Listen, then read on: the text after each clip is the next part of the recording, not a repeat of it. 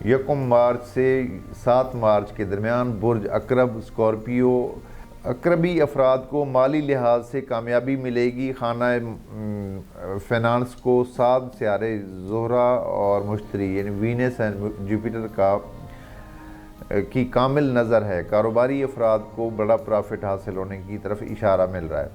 जिन जिन अफराद का ताल्लुक अकरब से है या स्कॉर्पियो हैं वो उनको माली लिहाज से खुश नसीबी से वास्ता पड़ेगा। किसी न किसी ज़रिए से पैसा हासिल होगा। इसी तरह मुलाजमती उमूर में भी बड़ी बेहतरी का इशारा मिल रहा है। रोज़गार की तलाश करने वालों को रोज़गार मिलेगा। इश्क व मोहब्बत के मामले में मिले जुले सियारे हैं। अज़दवाजी मामलात में अच्छाई रहेगी। दोस्तों से ताल्लुक़ ठीक रहेगा और अजीज़ों से मायूसी हासिल होगी। सियासत से ताल्लुक़ रखने वाले जल्द ही सियारा ज़ुहल के असरात बद से निजात हासिल कर लेंगे।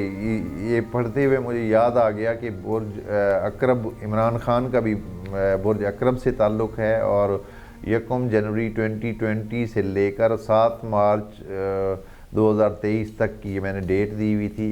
अब ये 7 मार्च के बाद जो है इनके मामलात सियासत वो ठीक हो जाएंगे, अब ठीक होने वाले हैं।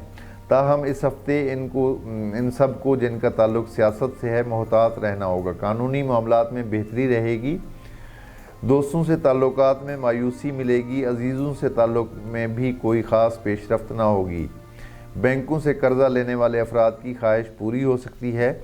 सफरी मामलात में बेहतरी रहेगी। आर्ट और ड्रामा इंडस्ट्री से ताल्लुक़ रखने वालों को बड़ी कामयाबी मिलेगी। फैशन से ताल्लुक़ रखने वालों को एवार्ड मिल सकता है। ज़ाती सेहत का सियारा बेहतर पोजीशन में है। जो पहले से बीमार थे उनको शिफा मिलेगी और सेहत आप लोगों की इस हफ्ते अच्छी रहेगी।